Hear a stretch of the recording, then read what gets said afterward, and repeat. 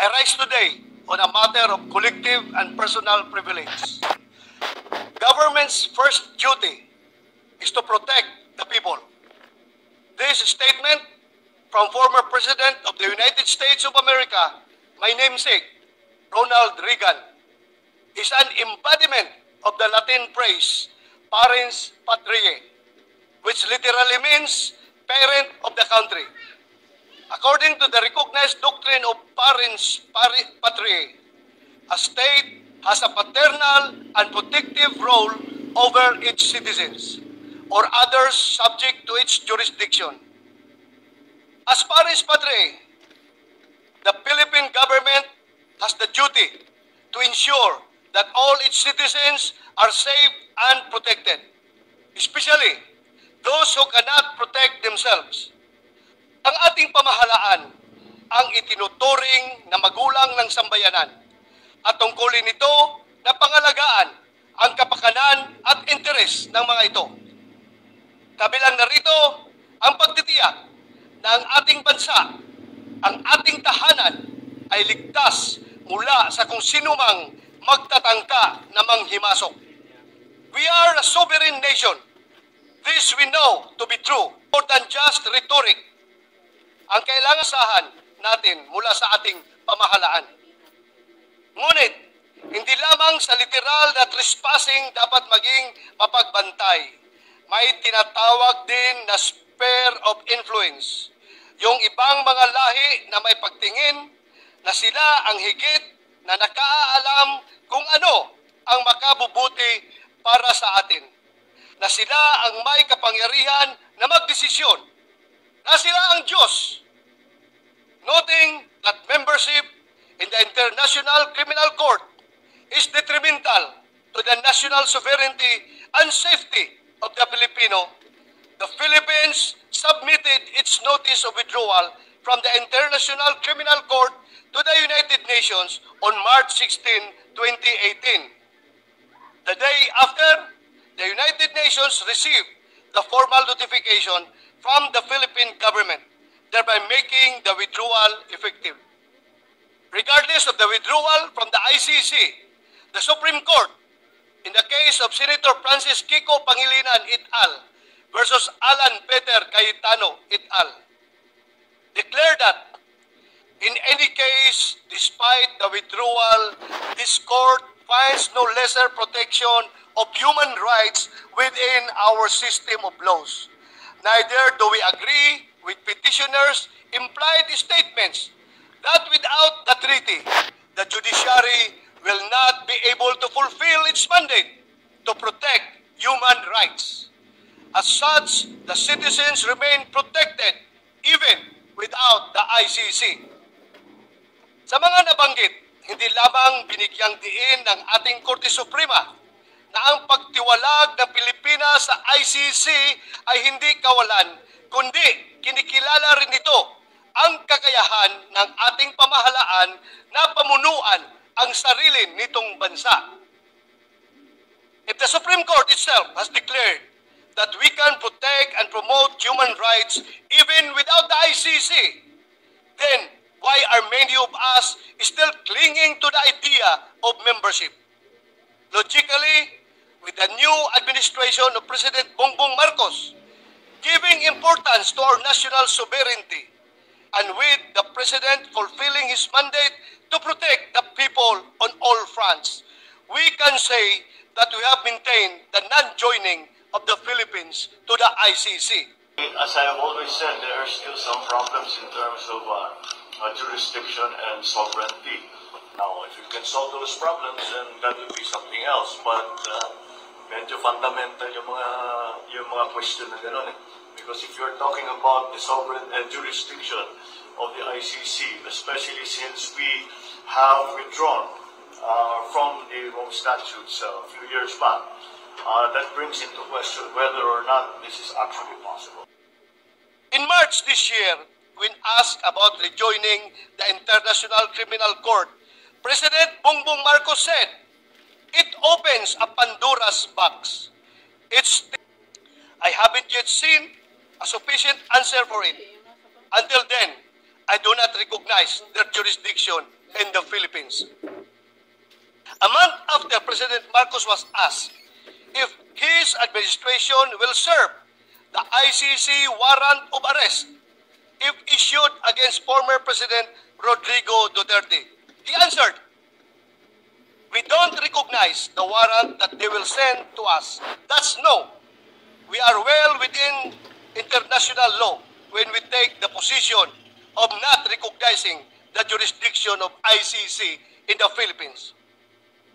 While President Bongbong Marcos, being the chief architect of our foreign policy, maintained his position of not joining and not recognizing the jurisdiction of the ICC, we were surprised by the recent pronouncement coming from the Secretary of Justice, Jesus Crispin Remulla, and Solicitor General Minardo Guevara.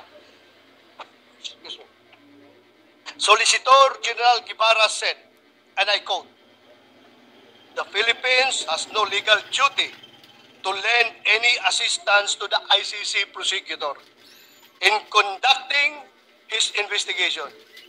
But the Philippine government cannot stop him from proceeding in any way he wants." End of quote.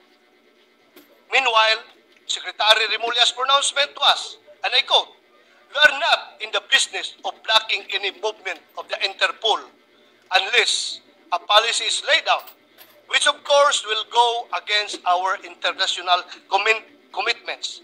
End of quote. What is more troubling is when our Secretary of Justice declared that once an arrest warrant is issued, it's the Interpol's job to serve it. The pronouncements of those two executive officials are quite alarming. The Secretary of Justice is one of the many alter egos of the President, and the Solicitor General is the lawyer of the government.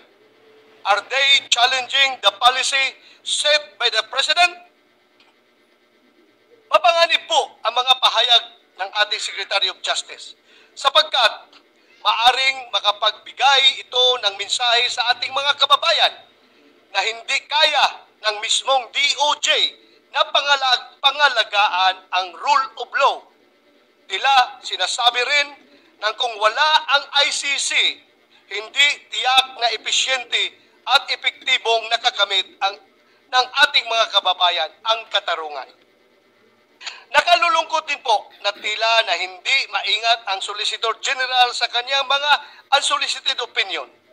Inilalagay niya sa alanganin ang ating pamahalaan sa pamamagitan ng pangako nito na pag-aalalay sa ICC prosecutor na papasok sa ating bansa na ayon sa kanya ay legal duty.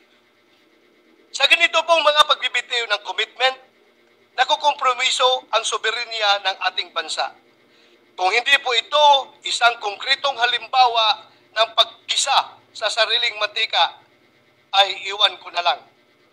For the record, under the Constitution of the International Criminal Police Organization, Interpol, its objective is to ensure and promote the widest possible mutual assistance between all criminal police authorities within the limits of the laws existing in the different countries. And in the spirit of the Universal Declaration of Human Rights, nowhere in the 50-article Constitution of the Interpol did it lay down its power to arrest a person. So what is the so-called blue notice and other colored notices issued by Interpol as claimed by an infamous coup plotter? Is this tantamount to a warrant of arrest? According to their website, Interpol notices are international requests for cooperation or alerts allowing police in member countries to share critical crime-related information. In fact, Interpol officials do not arrest suspects or act without the approval of the national authorities. Thus, notices issued by Interpol cannot be considered as warrants of arrest under the Philippine jurisdiction. How about if the warrant of arrest will be issued by the ICC? Should the Philippine government recognize the validity of such warrant? The answer is still no. Let us consult our Supreme Court of the land, the 1987 Philippine Constitution, on which body can issue a warrant of arrest pursuant to the criminal case or proceeding. Section 2 of Article 3 on Bill of Rights of the Constitution states that the right of the people to be secure in their persons, houses, papers, and effects against unreasonable searches and seizures of whatever nature and for any purpose shall be inviolable, and no search warrant or warrant of arrest shall issue except upon probable cause to be determined personally by the judge after examination under oath or affirmation of the complainant and the witnesses he may produce, and particularly describing the place to be searched and the persons or things to be seized. This issue, according to Atty. Harry Roque, the Interpol has no manpower to effect an arrest pursuant to warrant issued by a judicial body. As such, our law enforcement officers, such as the members of the Philippine National Police and the National Bureau of Investigation, may be asked to implement the warrant of arrest issued by the ICC. But according to him, since the Philippines is no longer a member of the ICC, we are no longer bound to follow the issuance of ICC, as it has no jurisdiction over us. He further claimed that if the PNP and other law enforcers implement the warrant issued by the ICC, those who will do so may be subjected to administrative and criminal liability. This is so because, according to our Constitution, the judicial power lies with the Supreme Court and those courts created by law.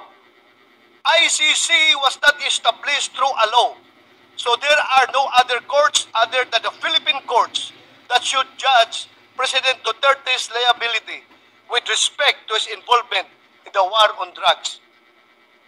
In case members of our law enforcement agencies will implement the warrant issued by the ICC and arrest former President Duterte in accordance with it, those law enforcers may be liable for the crime of illegal detention or serious illegal detention, depending on the period of detention. He claimed that there is no legal basis for our law enforcers to arrest a person based on a warrant not issued by our local courts. Further, he said that government officials